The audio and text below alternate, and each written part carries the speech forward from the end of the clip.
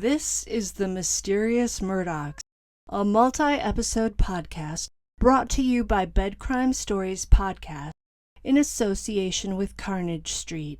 If you haven't yet listened to episodes 1 through 5 of the Mysterious Murdaughs, you'll want to do that before listening to episode 6. Episode 6, Stephen Smith, The Crime and the Coverup. Part 1. The double homicide of 52-year-old Maggie Murdoch and her 22-year-old son, Paul, on June 7th of 2021 shook South Carolina's Low Country to the core. Fears that a serial killer was on the loose were only calmed when the South Carolina Law Enforcement Division, or SLED, quickly told the public there was no risk to the community. 2 weeks after Maggie and Paul were killed, SLED made a shocking announcement. Based on information gathered while investigating the Murdoch's deaths, SLED stated it was reopening a cold case from 2015, the unsolved death of Stephen Smith. Once again, the Low Country was rocked. Those living in Hampton had heard the rumors back in 2015.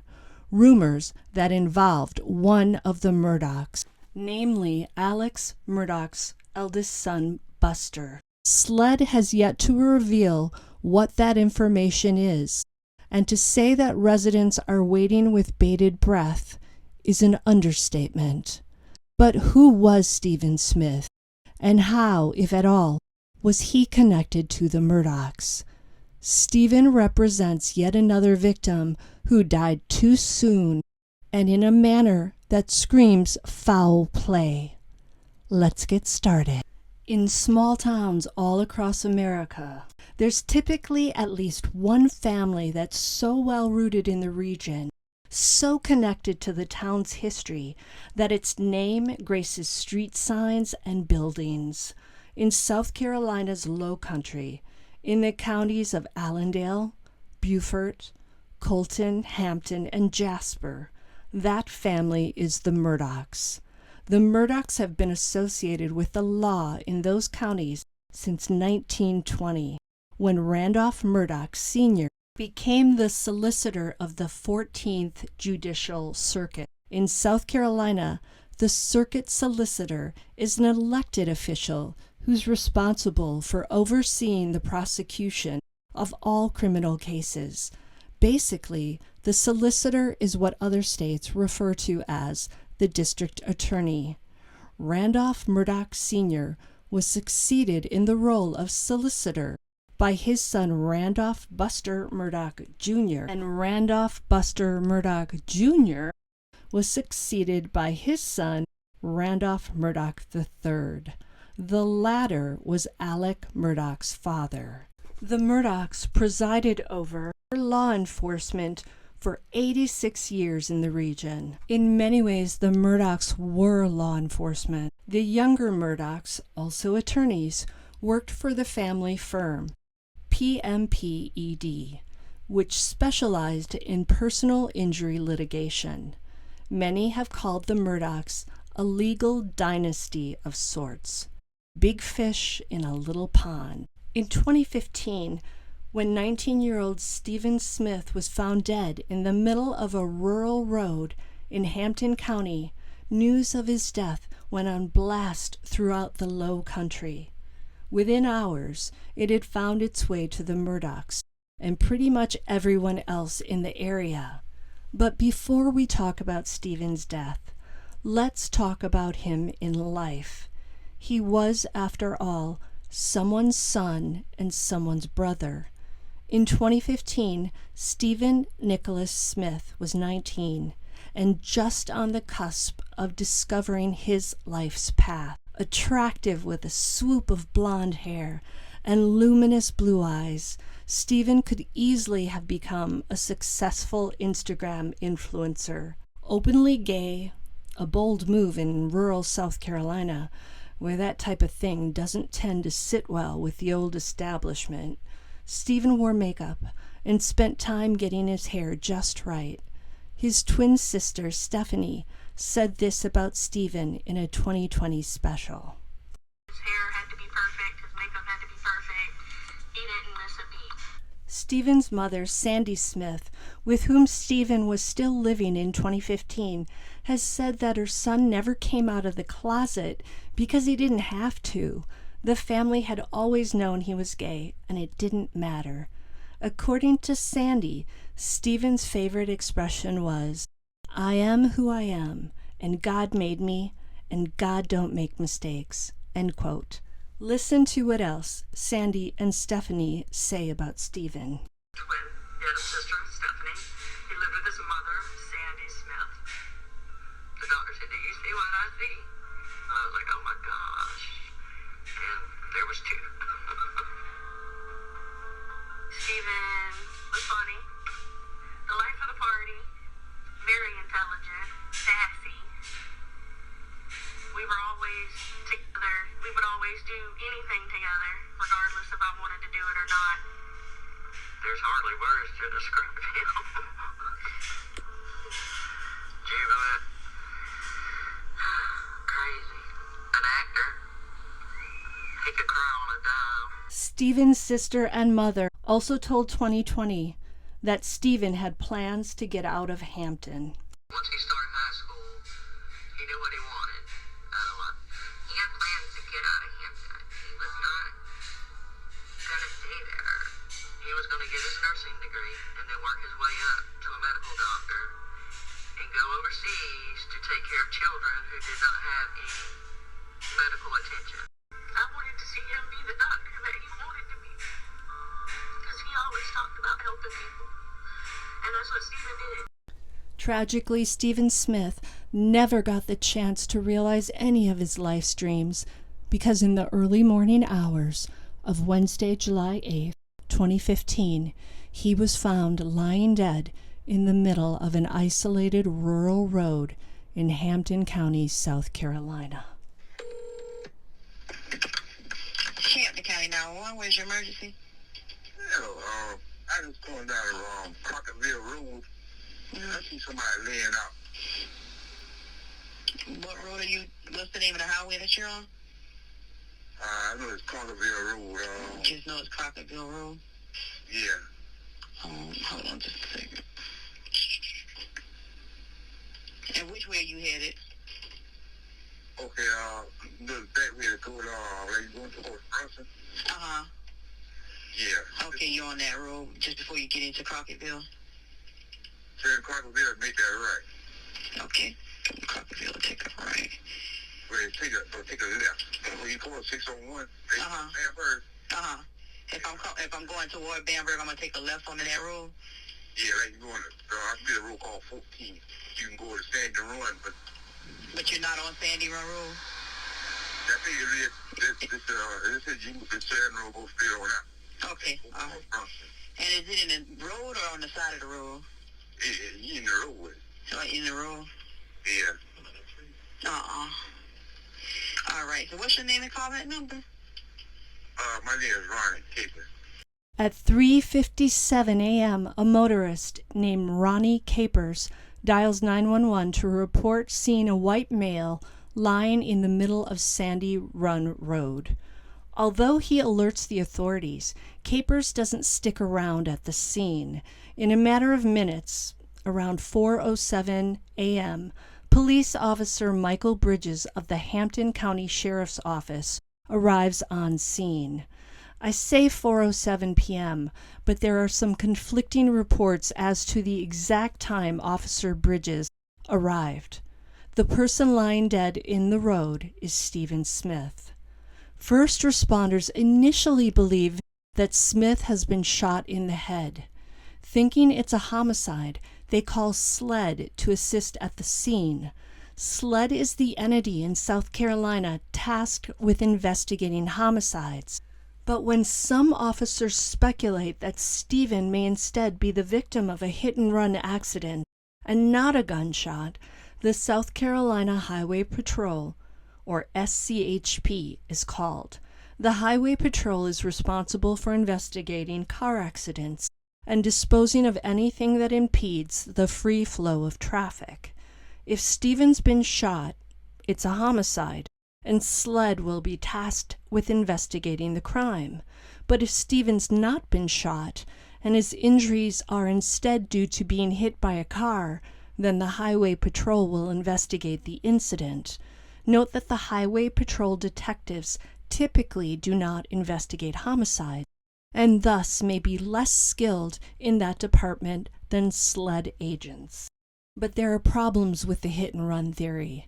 First, there aren't any skid marks on the road, nor is there broken glass, pieces of a broken mirror, or shards of car debris, the usual things left behind after collisions. Second, Stephen's clothes are intact, and his shoes, although loosely tied, are still on his feet. You see, generally, when a person is struck by a car, the force of impact sends their shoes flying off. Third, Stephen's injuries are not consistent with a hit-and-run accident. He has a 7.25-inch gaping hole on the right side of his forehead, a partially crushed skull, and a partially dislocated shoulder. His head is also bruised and misshapen, which points more toward blunt force trauma. Toxicology reports will later reveal that Stephen was not under the influence that night, so there's little chance that he would have stumbled in a drunken stupor into the middle of the road. By 6 a.m., because there's no evidence of a hit-and-run, the Hampton County Sheriff's Office decides that Stephen's death is due to homicide. At 6:25 a.m., Sergeant Moore of the Highway Patrol arrives on scene and speaks with the Hampton County coroner, Ernie Washington. Washington tells Moore that it's a homicide, and he points to the wound on Stephen's head and calls it a gunshot wound, showing Moore the entry point on Stephen's head. The Hampton County Deputy Coroner, Kelly Green, is also on scene, and she shows Moore photos of the body and points to an entry point on Stephen's head and a defensive wound on his hand. Moore asks both coroners if they're sure it's homicide, and they both reply yes. Now, because the coroners are only basing their conclusions on what they can see from the body as it's lying in the road, their conclusions are not set in stone. A forensic pathologist will later perform an autopsy, and that should show whether or not Smith has been shot. Sergeant Moore walks the scene for himself. Seeing no evidence of a vehicular collision, no car parts or debris, Sergeant Moore clears all Highway Patrol units from the scene. If it's a homicide, like the coroners are saying, then the case belongs in the hands of SLED agents. At 8:25 a.m., SLED agents arrive on scene and see that it's been secured with yellow barrier tape. They also note that the victim has been covered with a sheet. One of the agents jots down the following notes. A hole in the skull was located above the victim's right eye.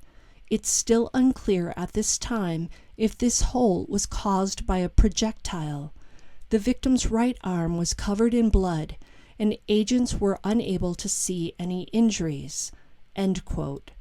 The coroner, who's still on the scene, searches Stephen's clothing and finds a car key in his front left pocket. The officers then make a sketch of the scene and include measurements. That sketch is included in this video. The drawing shows a cornfield to the left of the road and Stephen's body lying smack in the middle of the road. It almost looks as if someone deliberately placed him there in the middle of the road in that position, in my opinion. At 9:20 a.m., SLED agents are alerted that Stephen's car is on US 601, which is about 3 miles away from the crime scene. The car is locked, in park, out of gas, and the gas cap is hanging out on the side of the vehicle. The car's battery is functional, but the car won't start, probably because there's little to no gas. Stephen's wallet is found inside the car. Finding the car in this state leads the highway patrol officers to theorize that Stephen ran out of gas and was walking to get help when he was hit by the mirror of a semi-truck. However, that theory really doesn't work with the evidence. Stephen had his cell phone with him, and he was only 6 miles from home. His mother, Sandy Smith, who knew him better than anyone, is adamant that her son would never have exited his vehicle on a dark rural road like that and tried to walk home. She's certain he would have called someone to pick him up. At 10:30 a.m., Stephen's parents, Joel and Sandy Smith, are notified of their son's death. One can only imagine the horror and grief that hit them upon hearing those words. At around 12:30 p.m., a forensic pathologist named Dr. Aaron Presnell, who works at the Medical University of South Carolina, begins an autopsy on Stephen's body. After examining Stephen's head wound, Dr. Presnell determines that it was not caused by a fired projectile. She lists the cause of death as blunt force head trauma due to a motor vehicle crash. Dr. Presnell concludes that Stephen likely died by walking in the road and being struck by a vehicle. She lists the following injuries in her report: a 7.25-inch laceration on the right side of Stephen's forehead, along with bruises on both sides of his forehead. The right side of his skull has multiple fractures, bruising, and contusions. His right eyebrow is cut. His right shoulder is dislocated. He has small cuts on the inside of his left arm. He has cuts and bruises on his right hand. He has cuts on his right arm, including a 6-inch irregular cut on the inside of the right arm. He has cuts on his right fingers.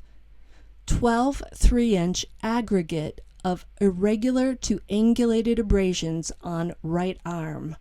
Blood in his airways. The sled agents are shocked.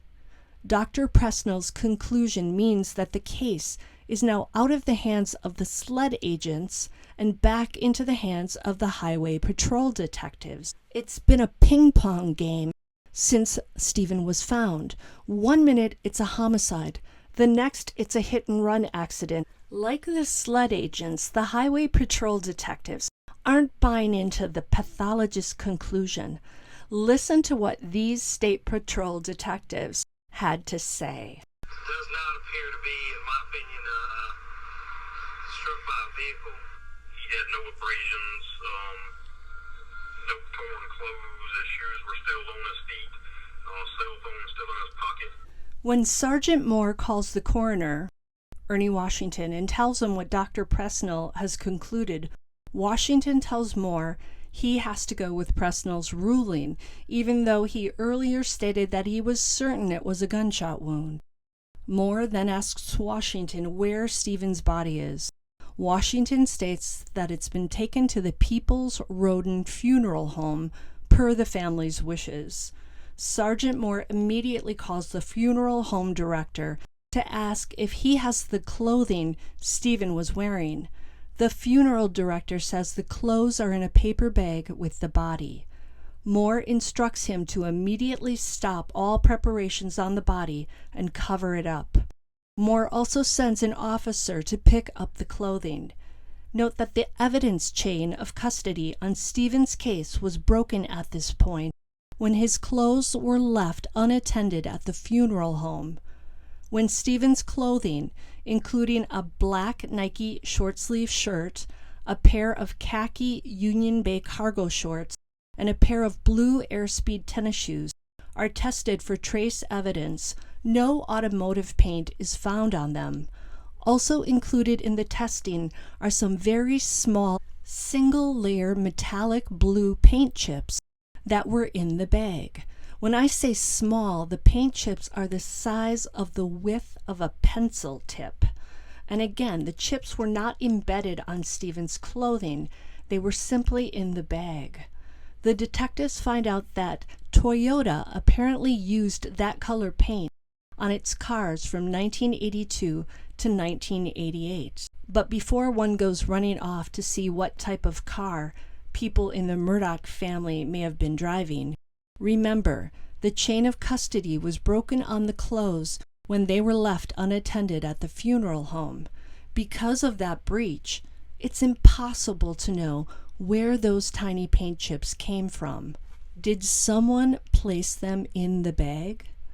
Sometime that evening, Sergeant Moore calls Dr. Presnell to ask her why she ruled Stephen's cause of death a hit and run.